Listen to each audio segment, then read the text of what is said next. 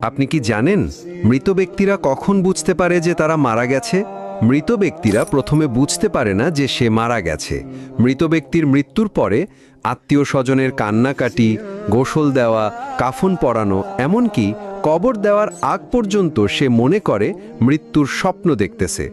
এমন অবস্থায় সে চিৎকার করে সাহায্যের জন্য বা তার স্বপ্ন ভাঙানোর জন্য।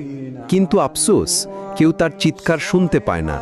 যখন সবাই তাকে দাফন করে চলে আসে, তখন মৃত ব্যক্তি একা হয়ে যায়। ঠিক তখনই মহান আল্লাহ তাআলা তার আত্মাকে পুনরায় তার দেহের মধ্যে ফিরিয়ে দেয়।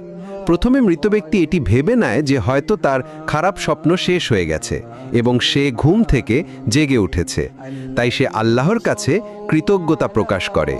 এরপর সে তার শরীর স্পর্শ করতে থাকে, যা কিনা সবেমাত্র দাফন করা হয়েছে। তখন সে বলতে থাকে, আমার শার্ট কোথায়, আমার প্যান্ট কোথায়?